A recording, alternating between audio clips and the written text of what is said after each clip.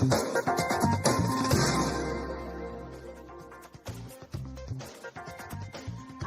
good morning. You're watching Market Cafe right here on ET Now. I'm Kanushka Sarkar and with me is Ankita Satpena.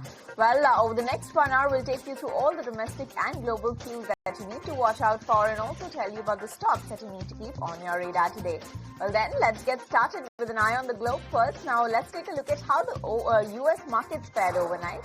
On the Wall Street, yet again, another record high. They closed, the major indices closed at fresh record highs overnight with all the three major indexes extending gains. The Dow first up ended about 0.14% higher. On the other hand, S&P 500 that rose 0.4% to that 6,693 level. That makes its third straight winning session. Whereas the tech-heavy Nasdaq index that jumped 0.7% to that 22,789 odd level.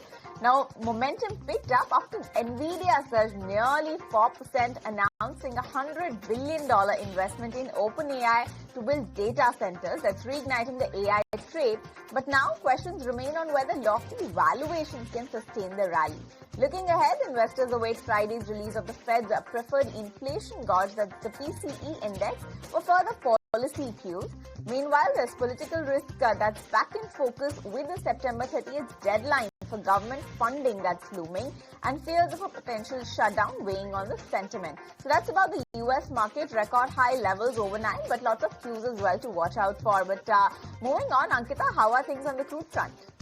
Absolutely, Kanushka. We did see another day of record high as far as the US markets is concerned, but oil prices inched lower. Now, prices settled marginally lower on Monday as concerns of an oversupply outweighed the geopolitical tensions in Russia and the Middle East. Now, as far as Brent crude is concerned, the future settled 11 cents or 0.2% lower to settle in at $66.57 a barrel.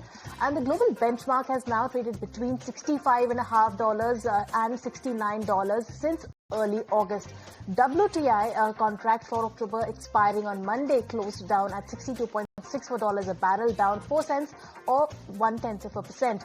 Now, the more actively traded second month contract was down 12 cents or 0.2% at $62.28. Now, traders are back to focusing on possibly over-supplied global oil market that is soon to come unless the US and the European Union can agree on harsher tariffs on countries that purchase crude oil. And on the back of that, we do have oil that has settled in lower.